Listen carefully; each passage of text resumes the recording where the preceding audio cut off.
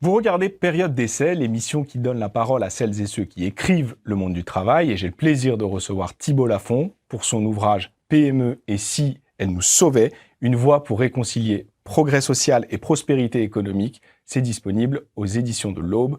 Thibault, bonjour. Bonjour.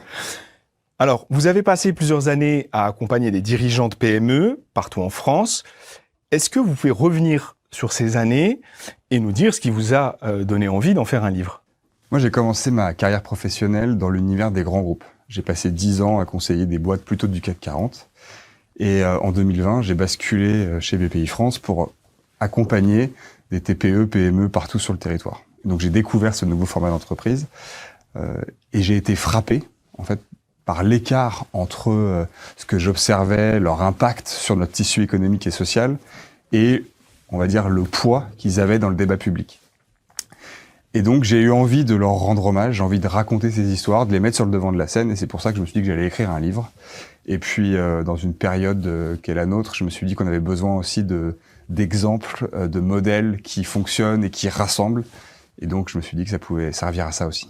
Alors, puisque vous évoquez ce décalage entre ce que vous observiez et ce qui est dit dans le débat public, comment est-ce qu'on explique cette relative méconnaissance sur le sujet des PME ? Honnêtement, je trouve ça difficile à expliquer parce que on parle quand on parle des PME, c'est la moitié des emplois, 99% des entreprises, 2/3 de la valeur ajoutée. Donc pour moi, c'est assez compliqué de comprendre pourquoi on n'en parle pas. Pour autant, si j'essaye de répondre à votre question, je dirais que il y a eu plusieurs temps dans l'histoire. Le premier, c'est le temps, on va dire, des années 80-90, où on est rentré dans une phase très capitalisme financier, les capitaines d'industrie, les grandes structures, et donc on s'est centré sur les grosses entreprises et un peu nos fleurons à l'international.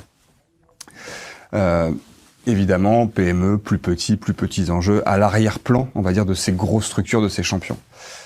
Et puis il y a eu un autre temps, le temps des années 2010 et 2020, le temps des startups, où là, on a vu apparaître ces nouveaux modèles d'entreprise qui sont censés transformer nos vies par la technologie, etc.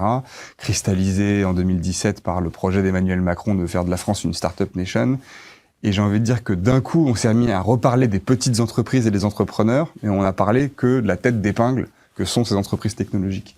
Et en fait, j'ai l'impression que ces startups, en parlant de ces startups, on a voulu inconsciemment, mais ça a ringardisé un peu les PME, des entreprises industrielles qui fabriquent des produits tangibles dans les territoires, comme si ça avait moins de valeur que quelqu'un qui invente un nouveau logiciel, un nouveau SaaS pour révolutionner les usages. Alors, votre livre montre bien que les PME ne sont pas seulement des acteurs économiques, sont aussi des acteurs sociaux très importants et surtout très ancrés localement.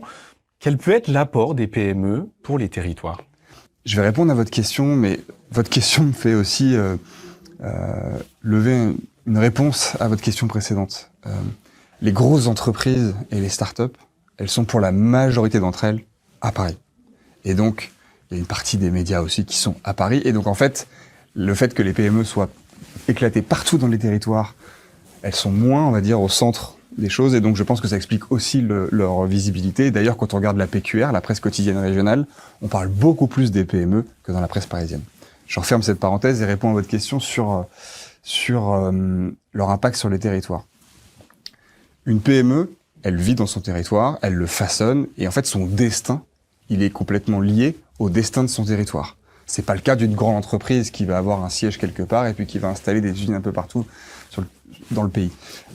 Et donc, à partir de là, les dirigeants, ils vont avoir cette volonté de créer du lien avec le territoire, et ça passe par plein de choses différentes. Ça peut être du sponsoring d'associations, ça peut être organiser des visites d'entreprises pour des écoles.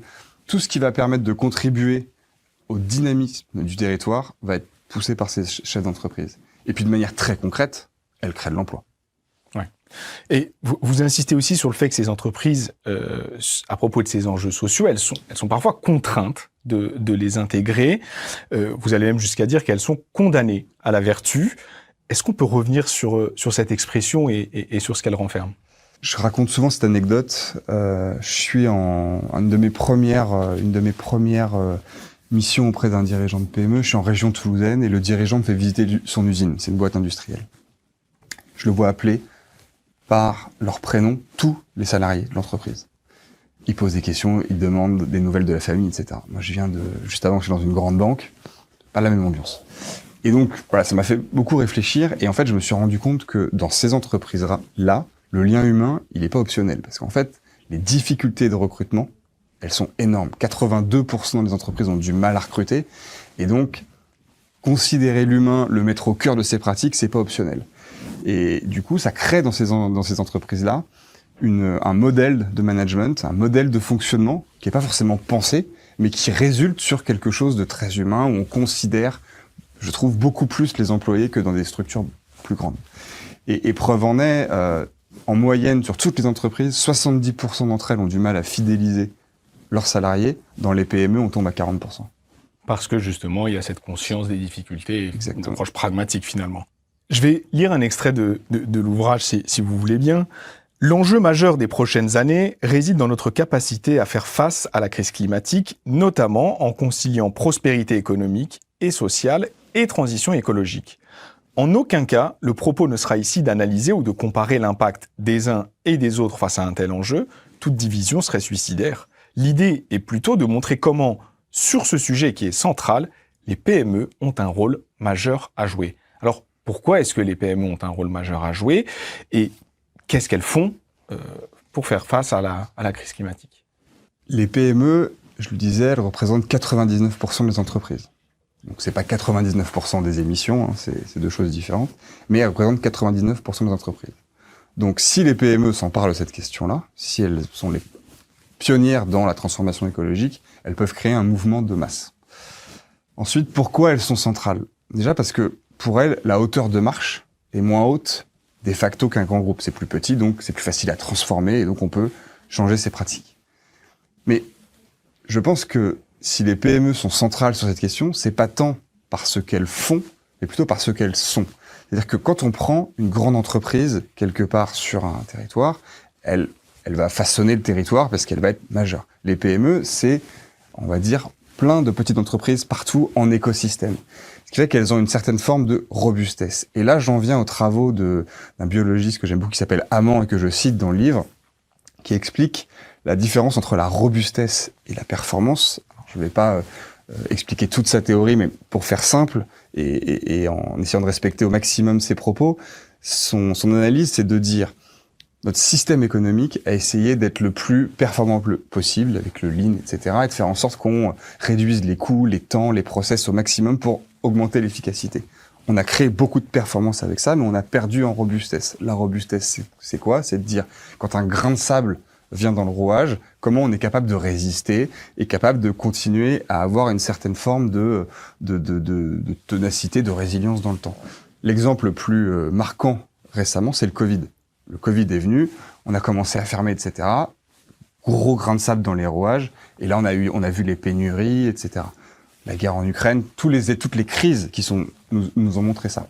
Et les PME, dans ce qu'elles sont, elles peuvent pas forcément avoir ces systèmes ultra optimisés, etc. Elles ont un peu plus de marge de manœuvre, que ce soit du stock, de la relation fournisseur à proximité, parce qu'elles n'ont pas les moyens de s'optimiser. Et du coup, paradoxalement, elles en deviennent plus robustes, et donc potentiellement dans un monde où les crises s'enchaînent, elles sont un modèle qui permet de résister davantage aux crises et d'être plus robustes. Vous battez en brèche aussi plusieurs clichés, notamment celui du patron de PME, riche, déconnecté. Pourquoi est-ce que ces représentations, elles persistent malgré toute la réalité que vous décrivez? C'est une très bonne question, et c'est clairement un des objectifs de ce livre, c'est d'essayer de casser l'amalgame et de casser l'idée que le patron est un ensemble homogène. Pourquoi est-ce que ça persiste? J'en sais rien. C'est surtout que c'est quelque chose de très français, hein, cette image du patron. Pourquoi, quand on pense patron, on pense Bernard Arnault? Enfin, j'ai rien contre Bernard Arnault, mais on pense grand patron du CAC 40, rémunération énorme, etc. Je ne sais pas. Ce qui est sûr, c'est qu'il y a un décalage entre l'imaginaire qu'on peut convoquer quand on dit les patrons et le niveau de confiance des Français dans les PME. Et ça m'interroge. 80% des Français ont confiance dans les PME, donc quelque part, ils doivent pas détester les patrons tant que ça. Ensuite, sur on va dire l'homogénéité des patrons et les enjeux de casser ces amalgames-là, je pense que c'est complètement fondamental, parce qu'aujourd'hui, que ce soit d'un côté ceux qui pourraient considérer que tous les chefs d'entreprise sont pour plus de libéralisme, détruire toutes les normes, etc., pour laisser l'économie faire seule son ouvrage, se trompent, c'est pas la ligne de tous les patrons. Et à l'inverse, ceux qui pensent qu'on peut faire le progrès social sans travailler avec les entreprises, on faut aussi. Et donc en fait, ce livre, c'est un peu un appel à la nuance, au compromis, et à faire en sorte de mettre autour de la table toutes les bonnes volontés pour construire un projet de société qui soit cohérent et qui réponde aux besoins des Français. Et alors justement, ce que votre livre essaye de combler, c'est une question de représentation. Est-ce que là, il n'y aurait pas, par exemple, un rôle de la fiction, par exemple ? Parce que souvent, on voit quand même plutôt des grands patrons, de grandes entreprises. Est-ce que vous avez l'impression qu'ils sont assez représentés ? En tout cas, dans l'imaginaire commun, c'est vrai qu'on a très souvent l'image du petit patron. Clairement, moi j'ai pas d'ouvrage de référence qui me fait penser à une mise en situation de patron. Il y en a quelques-uns, mais c'est plutôt souvent dans des narratifs négatifs, des entreprises qui ferment, des territoires en difficulté, etc. Et je pense qu'en effet, ce serait assez important de les remettre en lumière. Il y a un point très intéressant qui concerne le recrutement, qu'on a un petit peu évoqué. Là aussi, vous montrez que les PME sont un levier considérable en matière d'égalité des chances. Est-ce que vous pouvez nous dire pourquoi ? Je le disais tout à l'heure, difficulté de recrutement. Quand on est un grand siège à Paris, on peut se permettre de trier les CV, les diplômes, l'entretien, etc. Quand on est une PME dans une région, dans une ville à 1h30 de Saint-Étienne, où il n'y a pas d'accès en train, etc., et qu'on veut recruter, on a moins le luxe de trier les CV, etc. Et donc, on va moins recruter sur des diplômes, des expériences, etc. On va recruter sur une envie, une motivation à rejoindre l'entreprise. Et ensuite, on va trouver une place, on va former, on va accompagner, etc. Et donc, ça crée des parcours de carrière assez exceptionnels. Moi, le nombre de cas que j'ai vus, personnes qui sont rentrées à un rôle très opérationnel et qui ont fini à des postes de direction, il y en a plein. Parce qu'en fait, on fait avec les moyens du bord, on fait avec ce qu'on a de disponible. Et ça, c'est quelque chose d'assez formidable. Il y a une entreprise que j'aime beaucoup dans le 93 à Romainville. C'est 3 amis qui ont monté une boîte industrielle qui crée les enseignes pour les magasins. Ils sont partis avec leur réseau, leur famille, leurs amis. Personne n'avait les compétences requises, qualifiées, etc. Et pour autant, ils ont créé une boîte exceptionnelle avec une culture d'entreprise formidable et qui est très, très performante. Et alors, ces fameux profils atypiques, entre guillemets, est-ce qu'ensuite, ils ont tendance un peu à bouger ou c'est aussi le rattachement au territoire qui fait qu'ils grimpent petit à petit les échelons de ces entreprises ? En bref, est-ce qu'il n'y a pas un enjeu de mobilité, en fait ? Je sais pas. Alors, mobilité géographique ou dans l'entreprise ? Oui, c'est ça. Alors, géographique, oui, il y a un sujet de mobilité, mais je pense que la question, elle est d'abord sur est-ce que je suis bien dans mon boulot ou pas. J'ai rencontré plein de salariés, on discutait, ça faisait 20, 30 ans qu'ils étaient là, la seule perspective pour eux de départ, c'est la retraite. Il n'est pas question de bouger, parce qu'en fait, ils sont dans une famille, et cette expression qu'on dit, c'est une entreprise familiale. Dans les PME, c'est souvent vrai, c'est des entreprises familiales. Il y a membres de la famille qui sont au comité de direction, pas forcément à des postes de direction, etc. Et donc, il y a une vraie ambiance collective et les gens s'y sentent bien. Et dans ce cas-là, est-ce qu'il n'y a pas aussi un enjeu de mobilité, entre guillemets, de l'Île-de-France vers les territoires ? Où est-ce qu'on en est à ce niveau-là ? Pourquoi on n'a pas plus de profils qui sont intéressés par ces territoires ? Ça, c'est une vraie question. On a eu, après le Covid, il y a eu toute la question, on va avoir un énorme exode rural, etc. Bon, on a vu que ça s'était pas passé, mais on a quand même observé qu'une tendance qui était déjà à l'œuvre avant le Covid, c'était une tendance de mouvement de grandes métropoles vers des villes de taille moyenne. C'est ça, comme des villes comme Vannes, par exemple, qui ont un essor assez important. Donc, il y a quand même ça. Il y a quand même ce souhait-là. Et moi, je me rappelle d'une personne que j'ai interviewée dans le cadre d'une de mes missions, Franck, qui, à la base, est dans un grand groupe parisien, est parti avec la formule « je télétravaille 2 jours par semaine et je fais des allers-retours ». Au bout de 2 ans, faire les allers-retours, c'est bon, c'est fatigant. Et donc, il a cherché un boulot dans la région. Et finalement, il a trouvé ça dans une PME agroalimentaire du coin. Donc, c'est un schéma de ce que vous décrivez. Maintenant, est-ce que ça va se renforcer? Je l'espère, et c'est une vraie question. Pour autant, il y a aussi des choses que j'observe qui sont des indices de l'attrait des jeunes générations vers les PME. J'ai un étudiant de l'EM Lyon qui m'a contacté pour me dire « Thibaut, je sais que tu connais bien les PME. Moi, je voudrais monter un système, un outil pour mettre en relation les étudiants de mon école avec les PME de ton réseau, parce qu'en fait, il y en a plein qui veulent aller dans des PME. » Et je trouvais ça génial, parce qu'il y a encore quelques années, le Graal, c'était le conseil, la finance, les grosses structures. Puis on a eu, il faut absolument aller en start-up parce que c'est exceptionnel. Et là, de voir des jeunes diplômés qui ont envie d'aller dans des PME, moi, je me dis que c'est très, très bon augure pour la suite. Et l'impact de ces crises, quel effet ça peut avoir sur ce mouvement-là? Est-ce que ça les ralentit, par exemple? Alors c'est peut-être un peu tôt, mais avec la crise au Moyen-Orient, est-ce que là, ça a eu un effet sur cette volonté des nouvelles générations? Est-ce qu'on se dit que c'est en période de risque, finalement, c'est pas plus prudent de rester dans des bassins d'emploi Je sais pas. Tout est une question de l'appréhension du risque. Est-ce que c'est plus risqué d'être salarié dans une PME en région bordelaise que d'être salarié d'un grand groupe parisien et basé à Paris? Honnêtement, je suis pas sûr qu'il y en ait un qui soit plus risqué que d'autres. Et je sais pas, honnêtement, je saurais pas vous dire quelle analyse font les jeunes aujourd'hui, mais je suis pas sûr que... Et je pense que surtout, dans ce qui détermine les souhaits de carrière de nos jeunes générations, c'est plutôt la question du sens et du pourquoi on bosse que forcément le regard tout de suite du risque et de... Est-ce que je vais perdre mon emploi demain? Et notamment quand on voit les vagues de licenciements dans les grands groupes. Encore un chiffre, désolé, mais entre 2008 et 2020, il y a une analyse qui a été faite sur les créations nettes d'emplois. Les PME et ETI, en moyenne globalisée, ont créé 45 000 emplois nets par an. Pendant ce même temps, les grands groupes, les multinationales, en détruisaient 40 000. Donc le risque... Je vous laisse faire la part des choses. J'aimerais revenir sur un petit point de méthodologie par rapport à l'ouvrage. Il est nourri de beaucoup de témoignages de terrain sur lesquels vous insistez beaucoup. Est-ce que c'était un choix préalable ou c'est quelque chose qui s'est imposé? Ce sont des témoignages que vous avez récoltés pendant vos années d'expérience ou est-ce qu'il a fallu retourner sur le terrain? Non, il n'a pas fallu retourner sur le terrain. C'est clairement ces témoignages, et c'est ce que j'ai vu, qui m'a poussé à écrire le livre. Donc je suis parti de ça, c'était le terreau de base, c'était tous ces gens que j'ai rencontrés, toutes ces personnes qui m'ont inspiré, et je me suis dit, ok, il faut leur rendre hommage. J'ai créé un média bénévole, associatif pour le faire au début, et je me suis dit, je veux aller un cran plus loin, et ce livre, c'est vraiment un moyen de dire, ok, il y a des gens qui font un travail formidable pour notre économie, notre progrès social, mettons-les sur le devant de la scène. Vous revenez aussi sur la désindustrialisation et sur les choix économiques qui ont été faits depuis les années 70. Est-ce qu'on peut revenir sur les quelques étapes qui jalonnent ce parcours de quelques décennies et surtout, en quoi est-ce que ces choix ils ont fragilisé le tissu économique des PME? Complètement. Si on remonte après la guerre, on rentre dans les 30 glorieuses qu'on connaît tous.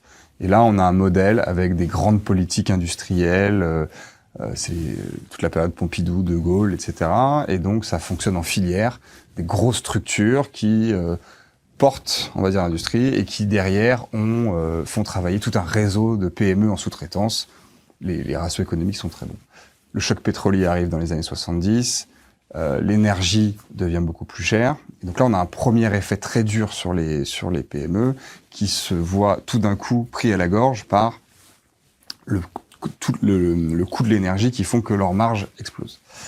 Les grands groupes, eux, commencent déjà à délocaliser, ils ont les moyens de délocaliser, donc ils sont un peu moins touchés. Et donc il y a un deuxième effet qui se coule, c'est comme les grands groupes partent, les PME ont moins de donneurs d'ordre, et donc leurs débouchés clients sont plus compliqués. Donc là, on rentre dans un peu la logique de désindustrialisation par les coûts de l'énergie. Deuxième chose, en termes de politique économique, on est encore dans l'époque des politiques de relance keynésienne, et donc les pouvoirs publics à l'époque font le choix du soutien par la relance.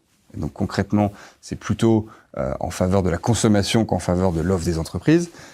Sauf qu'à ce moment-là, on voit que cette politique-là a quelques limites parce qu'on est en économie ouverte, et donc pareil, ça contraint, on va dire, les cotisations sociales des entreprises restent élevées, et donc c'est encore une histoire de marge. Donc on a ce premier effet-là.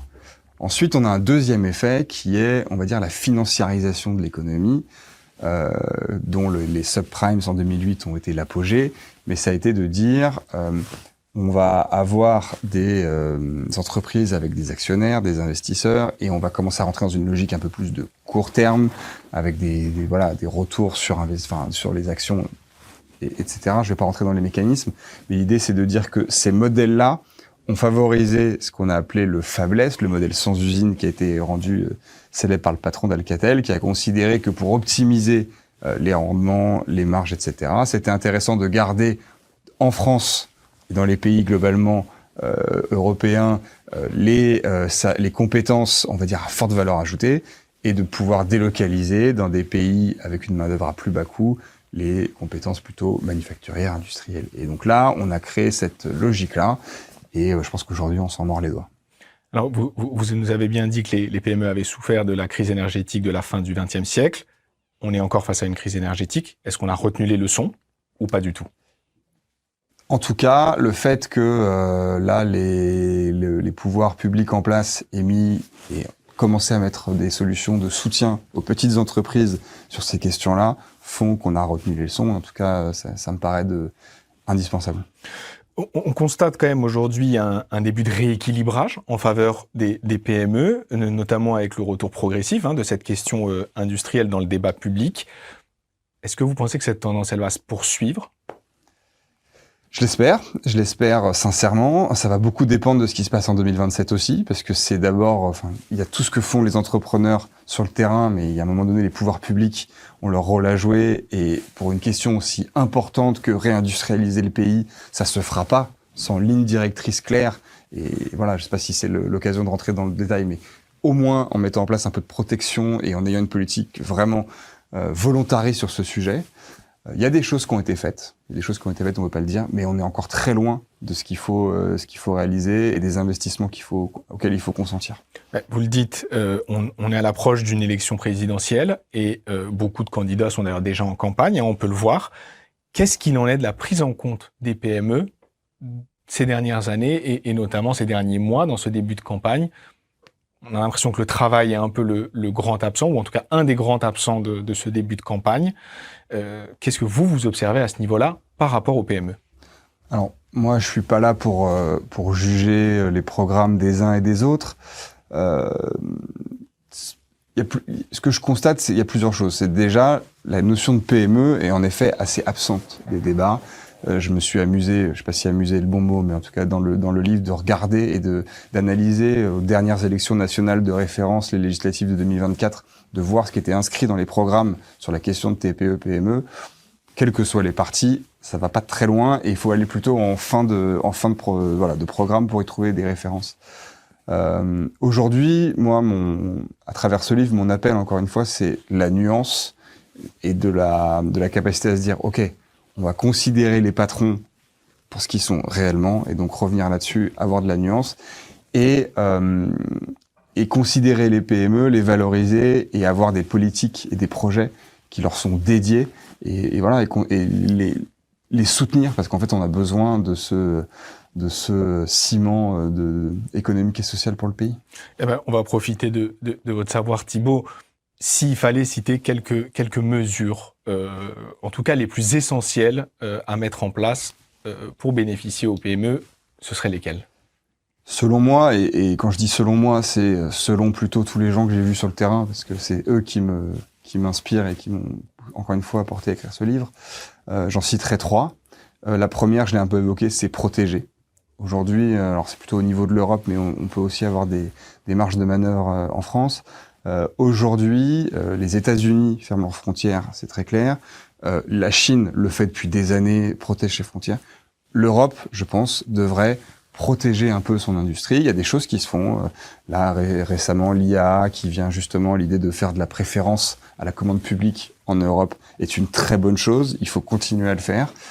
En France aussi, on doit avoir des mesures de protection, que ce soit pareil sur des logiques d'appel d'offres publics où on peut favoriser en utilisant des arguments comme l'empreinte écologique, etc., des consommations pour les entreprises de proximité, ou en les protégeant aussi sur tout autre sujet qui sont les délais de paiement entre les grands groupes et les petites entreprises qui mettent en difficulté la trésorerie des TPE, PME. Donc ça, c'est le premier axe qui serait de protéger. Le deuxième, c'est vraiment financer. Et par financer, j'entends deux choses. La première, c'est flécher l'épargne des Français vers l'économie. C'est le rapport l'État, je crois, de l'Union européenne qui montre à quel point il y a un écart entre les États-Unis et l'Europe sur la capacité d'utiliser l'épargne des Français et des Européens pour financer l'économie. Je pense que là-dessus, il y a un énorme potentiel, et notamment, d'autant plus quand on parle de PME, TPE régionales, on peut imaginer que des fonds régionaux financent des entreprises du territoire, et tout le monde est content, c'est gagnant-gagnant. L'autre sujet sur le côté financé, c'est, on va dire, les aides ou l'imposition qui vient des pouvoirs publics. Je ne vais pas rentrer sur le débat fiscal, c'est pas le sujet, mais il y a une chose qui m'interroge, c'est qu'on considère l'imposition comme un tout unique. Moi, ce que je vois, c'est des dirigeants d'entreprise qui disent il faut alléger la pression fiscale sur l'outil de production, sur l'entreprise. Par contre, sur nos revenus, sur notre patrimoine, c'est une autre question. Et donc, voilà, je pense qu'on pourrait affiner cette question de la fiscalité et de différencier les deux. De la même manière, est-ce qu'on peut aussi regarder la différence d'impôts payés par les petites entreprises et les grandes? Aujourd'hui, toute proportion gardée, les petites entreprises payent 50% de plus d'impôts, parce qu'elles n'ont pas les moyens de jouer les filiales internationales, de faire appel à des fiscalistes, etc. Elles payent leurs impôts comme tout le monde, parce que ça fait partie du jeu. Et puis il y a les aides. Il y a les aides qui sont aux entreprises. Aujourd'hui, le crédit impôt recherche profite par exemple majoritairement aux grandes entreprises, c'est bien, mais est-ce que les TPE, PME en ont pas plus besoin? Donc je pense que c'est le deuxième sujet. Et puis troisième sujet pour finir rapidement, accompagner. Je pense qu'il faut absolument qu'on les accompagne, que ce soit accompagner concrètement au quotidien via du conseil, etc., mais aussi leur simplifier la vie dans les démarches qu'elles peuvent avoir. Et là, c'est la question des normes qu'on a aujourd'hui, et je pense qu'il y a sans broyer le code du travail, etc., en arriver à des extrémités de ce type. En revanche, je pense qu'il est intéressant de se poser la question de notre stock réglementaire et de voir ce qu'on peut alléger. Il nous reste quelques secondes, Thibaut, pour les traditionnels conseils de lecture. Donc, il m'en faut 3 pour prolonger la réflexion sur le sujet. 3 conseils de lecture. Alors, le premier, je vais parler de Francis Brochet, Quand le parisionisme écrase la France. On n'est pas en lien avec les PME, mais on est en lien avec les territoires. Un éclairage formidable sur, justement, on en parlait un peu en début d'émission, l'écart entre Paris et les territoires. Le deuxième, c'est Thomas Porcher, c'est une BD, c'est l'économie des 99%, pour essayer d'ouvrir ses chakras sur les théories économiques. On l'a reçu sur le plateau, Thomas Porcher, pour parler de l'économie pour les 99%. Bon, voilà. Super conseil. Et le dernier, on va reparler territoire. Je vais parler du miroir, le miroir de Luc Bronner, ancien journaliste du Monde, qui fait un travail d'enquête formidable sur nos banlieues, qui est un sujet qu'on doit pousser, et pas que sous l'angle sociétal, mais aussi sous l'angle économique. Merci beaucoup Thibaut d'avoir répondu positivement à mon invitation. PME et si elle nous sauvait, c'est disponible aux éditions de l'Aube. Quant à moi, je vous dis à très bientôt pour un nouvel épisode de Période d'essai.